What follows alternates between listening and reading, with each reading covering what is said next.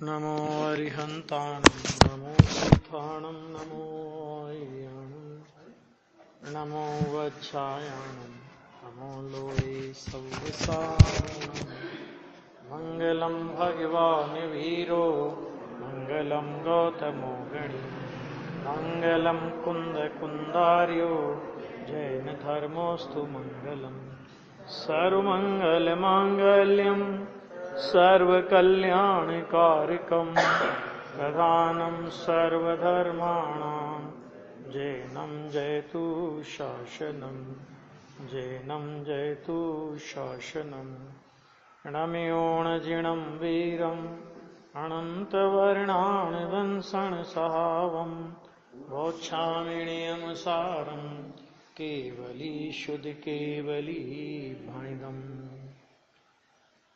व्यवहार चारित्र अधिकार नियम 7 गाथा 68। आज काय गुप्ती के स्वरूप का कथन आएगा। गाथा पढ़ेंगे पहले।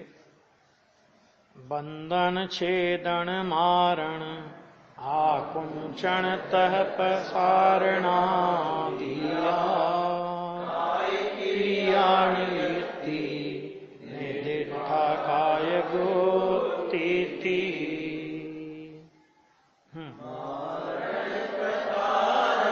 बंद छेदन और आकुंचन सभी करते सदा परिहार मुनि जन गुप्ति पाले काय की। देखो क्या कहते हैं यहां पे, बंधन, छेदन, मारण अर्थात मार डालना, आकुंचन अर्थात संकोचना तथा प्रसारण अर्थात विस्तारना इत्यादि काय क्रियाओं की निवृत्ति को क्या कहते हैं? काय गुप्ती कहा है। ये आचार्य के मूल शब्द। अब इसमें देखो जरा, काय गुप्ती के स्वरूप कहा है कि किसी पुरुष को बंधन का अंतरंग निमित्त कर्म है। किसी भी पुरुष को, आत्मा को बंधन का अंतरंग निमित्त, बहिरंग निमित्त तो कोई भी हो सकता है, लेकिन मूल अंतरंग निमित्त कौन है उसमें? अंतरंग निमित्त है कर्म। ठीक। और बंधन का बहिरंग हेतु किसी का काय व्यापार है ना, कोई बांधे ऐसा कुछ करे ना तो काय व्यापार है। एक छेदन का भी अंतरंग कारण कर्मोदय है और बहिरंग कारण प्रमत्त जीव की काय क्रिया है। प्रमादी जीव की काय क्रिया, उससे छेदन है। मूलतः बात क्या है कि इन सभी परिस्थितियों में वास्तव में अंतरंग निमित्त, माने नियम रूप निमित्त जिसे बोलेंगे अपन, वो निमित्त, नियम रूप निमित्त है कर्म का उदय, और बहिरंग में ये प्रकार के निमित्त होते हैं। मारण का भी अंतरंग हेतु माना आंतरिक, माना निकट संबंध का, आयुष्य का क्षय है। आयुष्य का क्षय वो अंतरंग निमित्त है, निकट का निमित्त है, अंतरंग निमित्त है। और बहिरंग कारण किसी की काय विकृति है, माना किसी ने तलवार उठा के मार दी, किसी ने गोली मार दी, किसी ने कुछ जहर दे दिया, कुछ कर दिया, ऐसा ऐसा।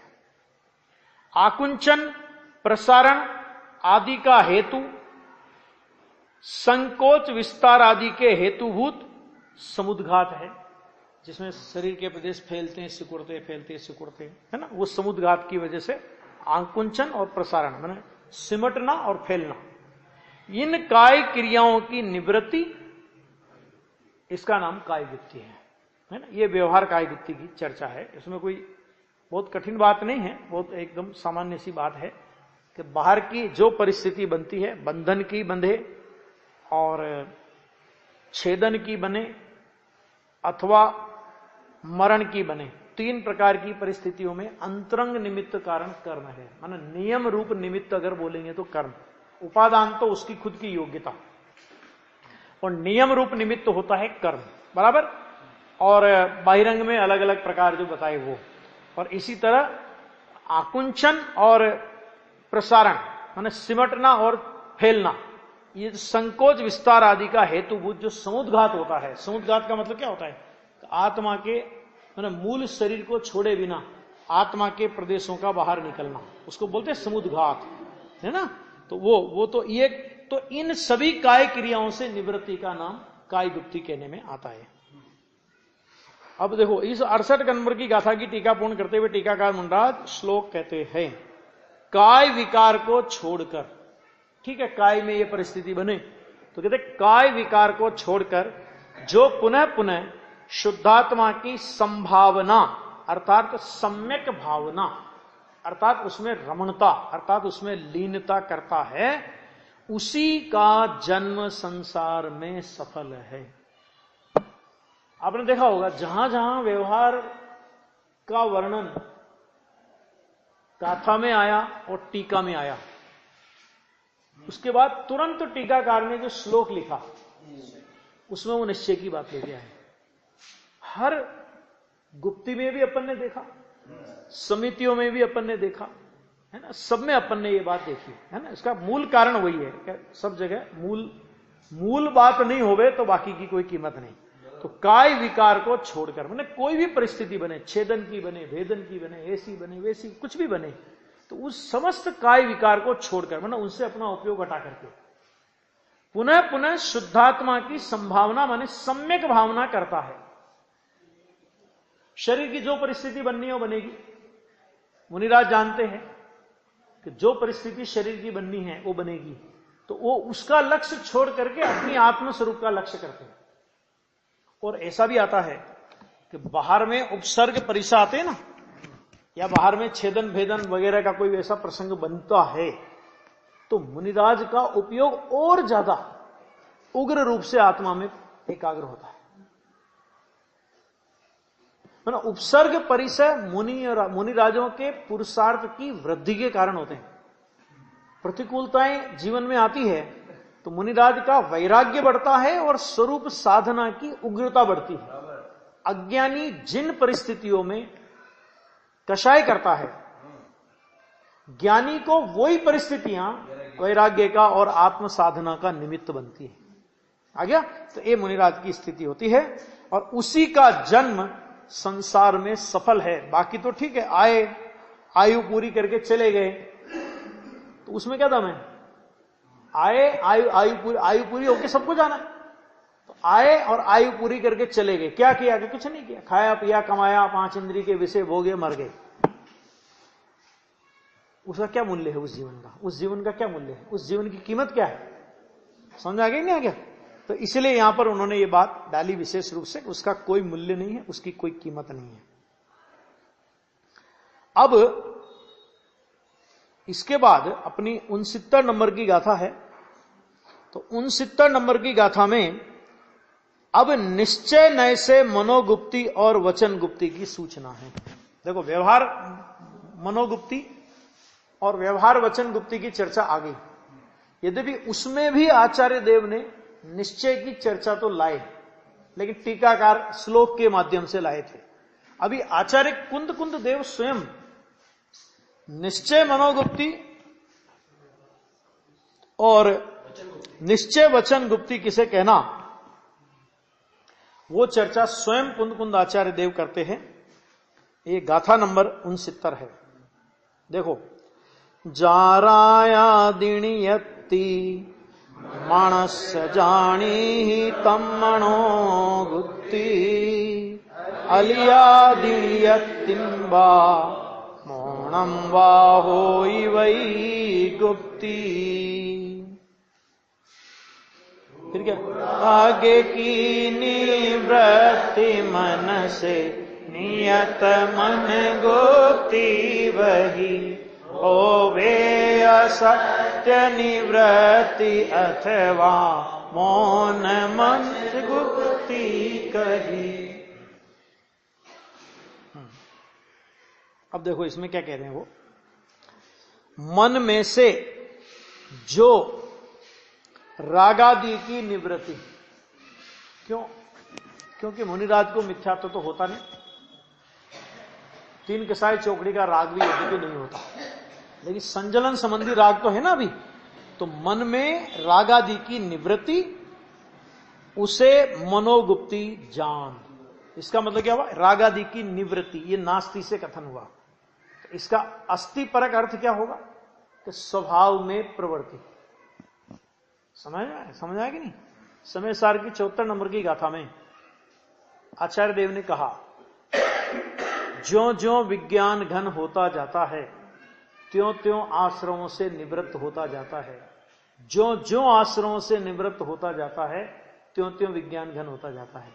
उतना उतना विज्ञान घन होता है जितना जितना आश्रमों से निवृत्त होता है, और उतना उतना आश्रमों से निवृत्त होता है जितना जितना विज्ञान घन होता है। मैंने विज्ञान स्वभाव तो है, विज्ञान घन स्वभाव तो है, लेकिन विज्ञान घन होना अर्थात परिणति में वैसी लीनता की परिस्थिति पैदा होना, तो जितनी जितनी उधर स्वरूप की लीनता है उतना उतना आश्रमों से निवृत्ति है। और इधर से लो कि जितनी जितनी आश्रमों से निवृत्ति है उतना उतना स्वरूप में लीनता है। बराबर? तो ये दो परिस्थितियां आई। एक बात तो ये होगी, और दूसरा असत्यादि की निवृत्ति अथवा मौन। मौन माने कुछ भी बोलने का विकल्प नहीं आवे, ये भी नास्ति। तो बोलने का विकल्प नहीं आवे तो क्या आवे? कि स्वरूप में रमणता करते हुए वचन का विकल्प ही नहीं आवे।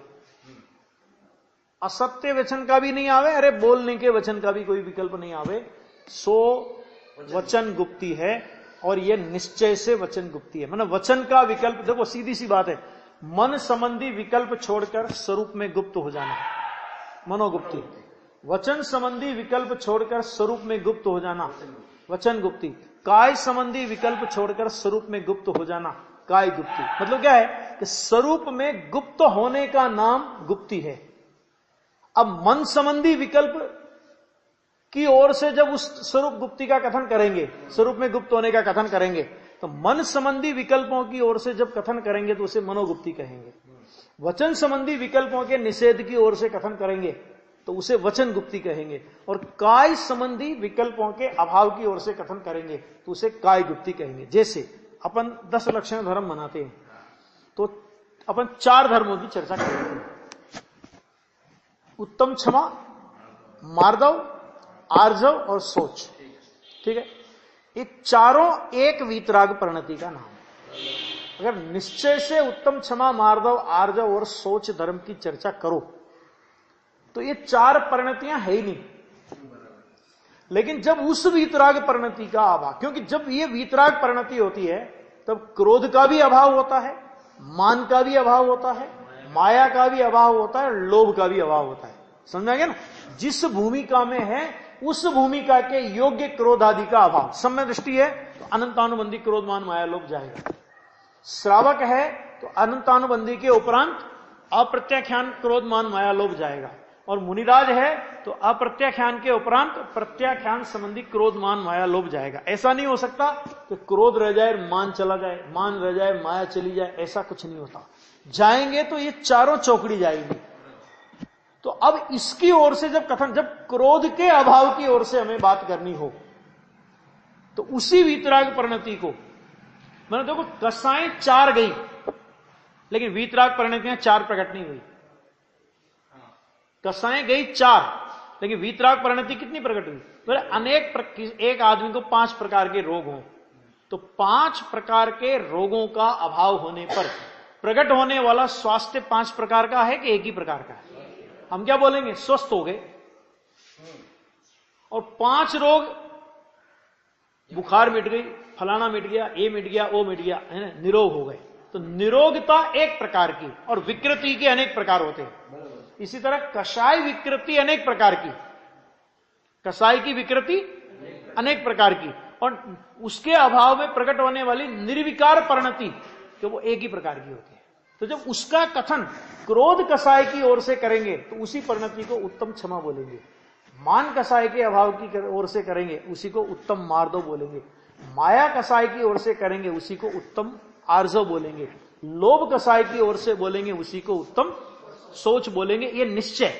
और व्यवहार क्या? कि क्रोध नहीं करने संबंधी शुभ विकल्प, तो उसे बोलेंगे व्यवहार उत्तम क्षमा। मान नहीं करने संबंधी विकल्प, माया नहीं करने संबंधी शुभ विकल्प और लोभ नहीं करने संबंधी शुभ विकल्प, तो उसको बोलेंगे व्यवहार। ठीक है, तो दोष के अनेक प्रकार होते हैं लेकिन निर्दोषता एक ही प्रकार की होती है। क्यों? क्योंकि दोष अनेकों का आश्रय करके होते हैं। समझना बात को जरा, दोष अनेक प्रकार के क्यों? क्योंकि दोषों में अनेकों का आश्रय होता है। और निर्दोषता एक ही प्रकार की क्यों? क्योंकि निर्दोषता में एक त्रिकाली ध्रुव का आश्रय होता है। तो एक त्रिकाली ध्रुव के आश्रय से एक निर्दोषता प्रकट होती है, और जब एक त्रिकाली ध्रुव का आश्रय लिया तो अनेकों का आश्रय टूटता है। तो अनेकों का आश्रय टूटता है तो अनेकों के लक्ष्य पूर्वक होने वाली जो अनेक रूप दोषों की अनेक रूपता है, उस अनेक रूपता का अभाव होता है। ठीक वही प्रकरण यहां पर मन वचन काय गुप्ति के संबंध में समझना चाहिए। तो देखो अभी यहां पे क्या कहते हैं, वो अलग है। उसमें क्या है, मनोगुप्ति में दोष लगा था कुछ, किसी को वचन गुप्ति पूरी नहीं पली थी, किसी को काय गुप्ति नहीं पली थी। ऐसा हो सकता है? हाँ, हो सकता है, क्योंकि गुप्ति मुनिराज के 28 मूल गुणों में नहीं है। हाँ, मुनिपने के लिए 28 मूल गुण जरूरी है। तीनों गुप्तियां नहीं हो तो भी मुनिपना है, ऐसा हो सकता है। मन तो मनोगुप्ति 28 मूल गुणों में नहीं है ना। मुनिपना मूल गुणों के अभाव में खंडित होता है। अब नहीं है, मान लो गुप्ति नहीं है तो नहीं है। वचन गुप्ति नहीं का मतलब, वचन गुप्ति ऐसा नहीं है। वचन उसके लिए तो और व्यवस्था है ना, भाषा समिति की व्यवस्था है ना, कुछ भी कैसे बोले। सत्य महाव्रत है कि नहीं? सत्य महाव्रत है, भाषा समिति है। हाँ, 13 चरित्र में तो आ रही है ना, 13 प्रकार के चारित्र में आ रही है, लेकिन इसके लिए मुनिपने के लिए अनिवार्यता नहीं है। मुनिपने के लिए अनिवार्यता 28 मूल गुण की है, और 28 मूल गुणों में 3 गुप्तियां नहीं है। देख लो, देखो 5 समिति, 5 महाव्रत, 5 समिति है ना, 6 आवश्यक, कितने हो गए? 16, 5 इंद्रिय निरोध 21 और 7 शेष गुण, 28 मूल गुण हो गए ना।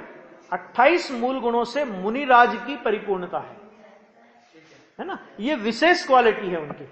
गुप्ती वगैरह भी हो ना, ये विशेष क्वालिटी है, विशेष क्वालिटी है। मतलब ये आचार्य के में भी है, वो आचार्य के भी अलग अलग हैं, लेकिन ये विशेष क्वालिटी है।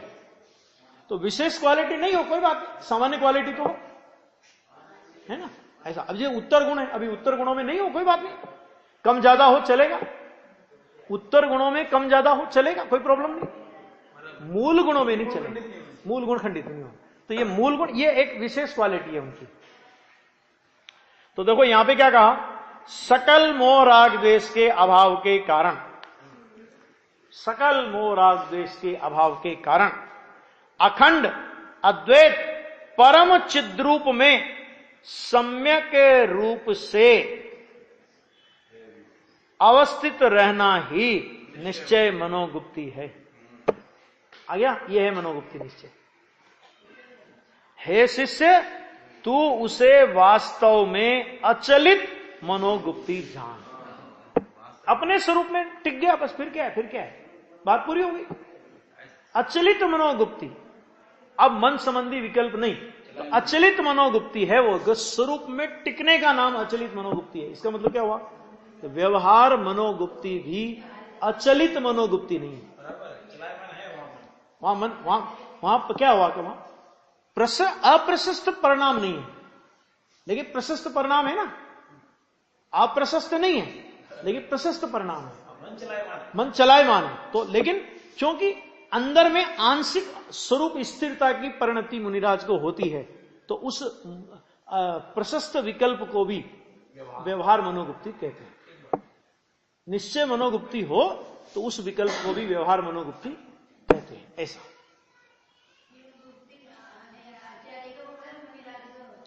गुप्ति आचार्य की होती है या मुनिराज की होती है? जो भी इस गुप्ति के योग्य साधना कर ले उसकी होती है।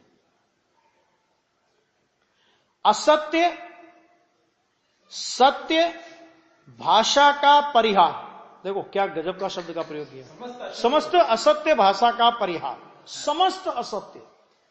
अब ये समस्त असत्य का मतलब क्या हुआ, केवल ज्ञानी होंगे तब सच्चा, सारा सच्चा तो तब जानेंगे। भाई केवल ज्ञानी के बिना तो असत्य कैसे आप कह सकते हो कि असत्य नहीं है? कि प्रयोजन भूत मूल प्रयोजन में कोई असत्यता नहीं है। अप्रयोजन भूत विषय को कोई गणना नहीं है यहां पे। जैसे उसमें लिया गोमट सार की 27 नंबर की गाथा में लिया है। क्या लिया है गोमट सार की 27 नंबर की गाथा में?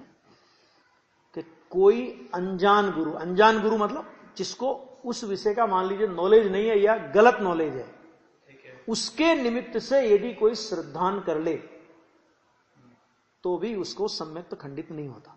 लेकिन वो किसके विषय में? अप्रयोजन भूत विषय के संबंध में कोई ऐसी बात आ जाए। प्रयोजन भूत में तो ज्ञानी धर्मात्मा को कोई गलती होती नहीं, लेकिन ज्ञेय रूप जो अप्रयोजन भूत विषय है, जो ज्ञेय है, तो जो अप्रयोजन भूत विषय जो ज्ञेय है, तो उनमें अगर कोई गलती है और उसी के अनुसार उस गुरु को भी ख्याल में गलत है और समझ लो उसने कहा और इसने वैसा मान लिया, तब तक सम्यक दर्शन में कोई प्रॉब्लम नहीं। हाँ, तो प्रॉब्लम कब आ जाएगी? कि जब कोई जिनागम के आधार पर उस असत्य का परिज्ञान करा दे कि भाई ठीक है, भले ही अप्रयोजन भूत विषय है, लेकिन अप्रयोजन भूत विषय में भी सच्चाई ये है, जैसा तुम मान रहे हो या जैसा तुमने पढ़ा है या सुना है वो सच्चाई नहीं है। अब आगम प्रमाण से उसे बताने के बाद भी यदि उसका स्वीकार न करे और अपने आग्रह को न छोड़े तो सम्यक तो टिकेगा नहीं। क्यों? क्योंकि तुम्हें जिनवाणी से ज्यादा अपना अभिप्राय मुख्य हुआ। और गुरु को, उस गुरु को भी वो बात बतावे, गुरु भी नहीं माने, उसका भी जाता रहेगा। ये सब लिखा है शास्त्रों में। माने नहीं पता, देखो प्रयोजन भूत में गलती नहीं। अप्रयोजन भूत सुमेरु पर्वत की ऊंचाई कितनी? 1 लाख योजन। कोई कहेगी नहीं 1 लाख योजन में 1 फीट कम है। ठीक है, कम होगी न, तुमने नापा न हमने नापा, सर्वज्ञ भगवान ने कहा, तो जो सर्वज्ञ भगवान ने कहा वो प्रमाण। क्या प्रॉब्लम है उसमें? आगम में लिखा प्रमाण। अब उसके बाद ये उसने मान लिया, कोई तकलीफ नहीं। अब उसके बाद कोई जिनागम का आधार देकर के, शास्त्र का आधार देकर के सिद्ध करे कि भाई साहब 1 फीट की बात करते हो, 1 इंच कम नहीं है, और वो ये कहे जी मैं तो इतने लोगों को समझा चुका है बात, अब मैं सबको बदलूंगा क्या? ये बात चलने दो। 1 फीट में क्या फर्क पड़ता है? 1 फीट में ये फर्क पड़ता है कि तेरा सम्यक तो नहीं टिकेगा। मैंने जिनवाणी से ज्यादा अपना अभिप्राय मुख्य हो गया ना। अपनी प्रतिष्ठा तुझे जिनवाणी की प्रतिष्ठा से अधिक लगी। होना क्या चाहिए? होना यह चाहिए कि अगर कोई गलत अर्थ आपसे हो गया, कोई बात नहीं। गुरुदेव श्री का ये था, एक आध बार का प्रसंग है, पंडित जी सुनाते थे अपने कैलाश सिंह जी, कि कोई अर्थ उनने शास्त्र का किया, कोई गलत अर्थ हो गया, मतलब कोई ऐसा नहीं ऐसा होना चाहिए, तो उनने अर्थ किया। बाद में गुरुदेव को पता लगा कि नहीं, इसका अर्थ ये नहीं ये है।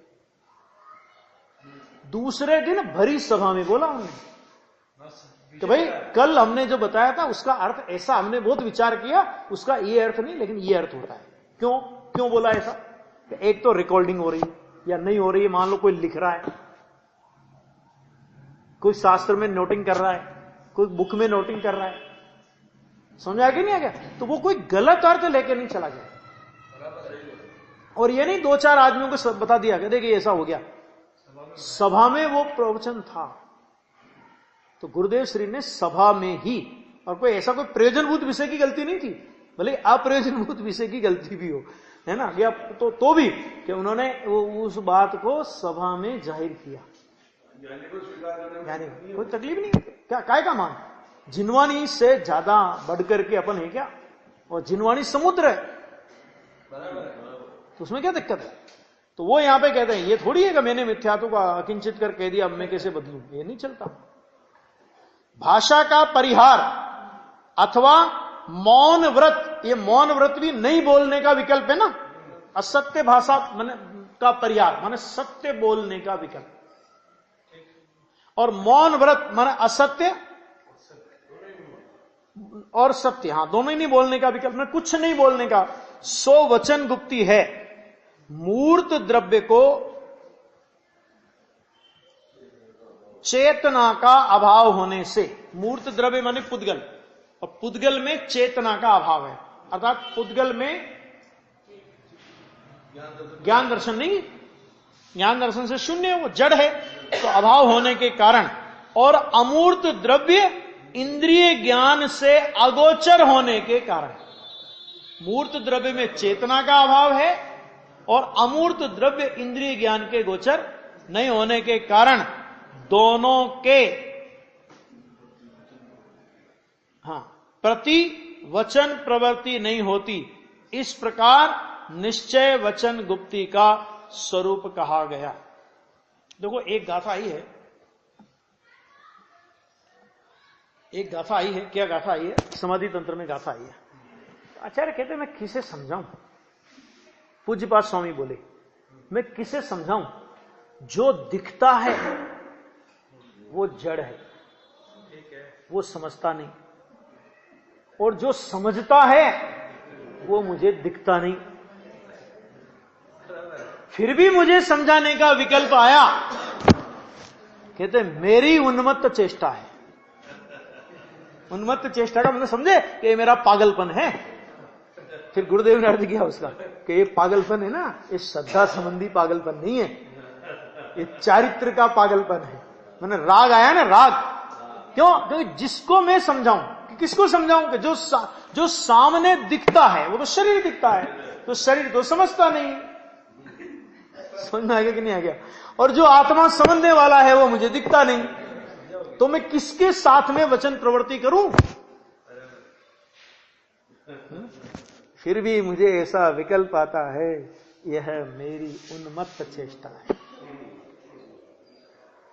ऐसा आचार्य भगवान। लेकिन वीतरागी संतों की मतलब उनको लिखने का विकल्प आया, समझाने का विकल्प आया, लेकिन उस विकल्प के प्रति कितनी उपेक्षा बरतती है। वो कहते हैं ये मेरा पागलपन है ना? नहीं तो क्या अभिमान हो जाए ना आदमी को। देखो मैंने इतने शास्त्र लिखे, मैंने इतने लोगों को समझाया, ऐसा किया वैसा किया, कितना अभिमान में आदमी चढ़ जाता है ना? आचार्य भगवान कहते हैं ये विकल्प आया ना, उन्मत्त चेष्टा है। सच में कभी कभी लगता है कि जो वीतरागी संत होते होंगे, सच्चे भावलिंगी वीतरागी संत, कैसी अद्भुत उनकी दशा होती होगी। सोचो अब वो क्या अलौकिक दशा। माने सिद्ध का प्रतिरूप देखना हो, सिद्ध परमात्मा का प्रतिरूप देखना हो, तो सच्चे भावलिंगी संत को देख लो। सिद्ध परमात्मा कैसे होते हैं कि वो सिद्ध परमात्मा स्थिर परमात्मा है और ये चलते फिरते सिद्ध परमात्मा है ना? 11 प्रकार के आयतन की चर्चा जिनागम में आती है। जिन मंदिर, जिन प्रतिमा, ये सब है ना, ये सब तो 11, 9 तो देवता होते हैं, लेकिन आयतन 11 प्रकार के माने। अब बोध पाहुड़ में ये सारे के सारे 11 आयतन मुनिराज पे घटित किए। सामान्य दशा। ऐसी अद्भुत बात निकले कहां? किसके पास है ऐसी अद्भुत बात? बताओ जरा। हाँ, केवल ज्ञान का धरातल है। आ गया? 69वीं गाथा की टीका पूर्ण करते हुए टीकाकार मुनिराज श्लोक कहते हैं, पाप रूपी अटवी को जलाने में अग्नि समान। ये शब्द बहुत आएगा इस नियम साहब में। पाप रूपी अटवी को जलाने में, अटवी जंगल, पाप रूपी जंगल अर्थात पुण्य और पाप रूपी जंगल। पाप रूपी शब्द नियम सार में जहां जहां भी आवे, पुण्य पाप को एक ही भाव तोलते हैं पद्म प्रमलधारी देव। कोई भेद नहीं। वो कहते सीधा पाप ही बोलते हैं उसको। पाप, पुण्य और पाप दोनों आगे उसमें। क्यों? क्योंकि मुनिराज है ना। मुनिराज तो शुभ विकल्प में जाते हैं तो भी 7वें गुणस्थान के शुद्धोपयोग से गिर के जाते हैं। तो जो शुद्धोपयोग से पतित करे उसे पाप कहते हैं। श्रावक की अपेक्षा से कदाचित पुण्य कहेंगे, समय दृष्टि की अपेक्षा से कदाचित पुण्य कहेंगे। क्यों? क्योंकि श्रावक आवश्यक नहीं कि शुद्धोपयोग से गिर करके शुभ में जावे। समय दृष्टि के लिए आवश्यक नहीं कि शुद्धोपयोग से गिरे तभी शुभ में जावे। अशुभ का त्याग होकर के भी शुभ में जा सकता है, क्योंकि उसकी भूमिका में तो अशुभ भी है ना। श्रावक की और समय दृष्टि की भूमिका में अशुभ है कि नहीं? है ना, तो उसको अशुभ का त्याग होकर के भी वो शुभ में जा सकता है। शुद्ध परिणति तो है ही। क्यों? इसका कारण है कि श्रावक को 15 दिन तक शुद्धोपयोग का अंतराल हो सकता है अधिकतम, और समय दृष्टि को शुद्धोपयोग का अंतराल 6 महीने तक हो सकता है। शुद्ध परिणति रहेगी, शुद्धोपयोग नहीं भी हो, है ना, तो उसको जो पुण्य का परिणाम आएगा वो शुद्धोपयोग से गिर के नहीं आएगा, अशुभोपयोग से चढ़ के आएगा। इसलिए उसके परिणाम को पुण्य बोलेंगे। उदय प्रतिज्ञा को भयो प्रतिमा या को नाम, उसके परिणामों को माने वो बुद्धिपूर्वक पाप के त्याग की प्रतिज्ञा करता है, और मुनिराज शुद्धोपयोग की प्रतिज्ञा करते हैं। ये अंतर है ना। तो मुनिराज तो क्या बोलेंगे कि ये तो पाप है हमारे लिए। ज्ञानी भी जानता है कि हे पाप, क्यों? क्योंकि अगर ये परिणाम नहीं होता, पाप का परिणाम भी नहीं होता और पुण्य का परिणाम भी नहीं होता, तो मैं शुद्धोपयोग नहीं होता।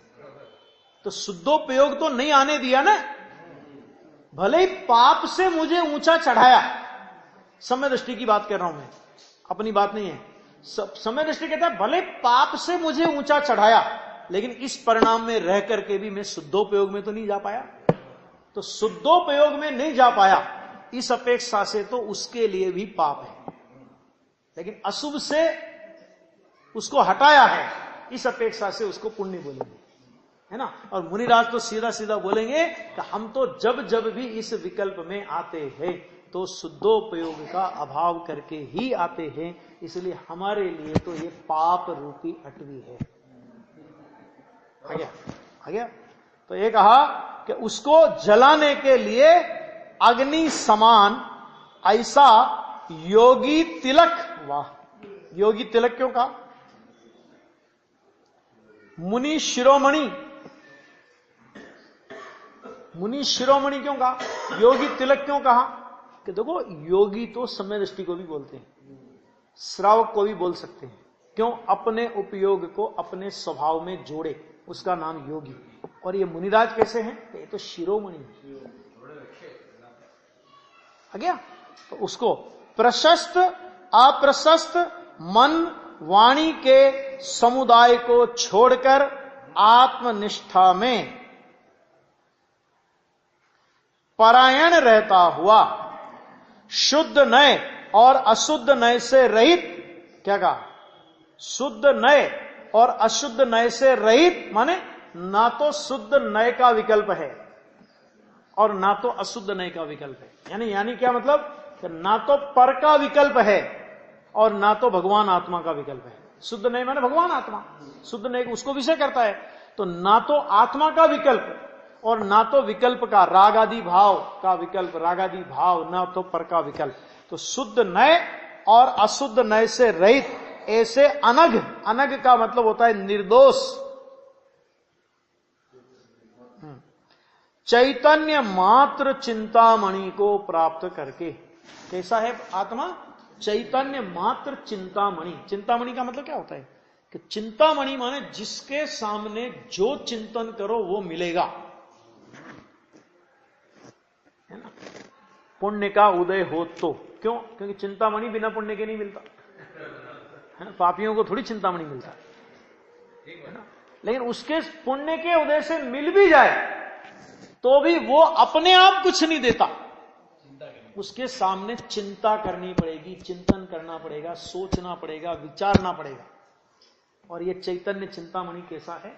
तो जिसके सामने कुछ भी विचार नहीं करना पड़ता, चिंता की जरूरत नहीं है। चिंता किए, अरे चिंता का अभाव होकर के, चिंतन का अभाव होकर के जब चित्त स्वरूप में गुप्त हो जाता है तो निर्मलता की वो रिद्धियां प्रकट होती है जिसे सम्यक दर्शन से लेकर के सिद्ध दशा तक की रिद्धियां कहते हैं। बात समझ आ गई?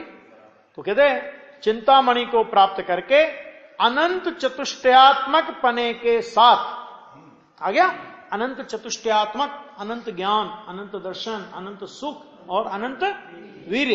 एक अनंत चतुष्टयात्मक है। अनंत चतुष्टयात्मक,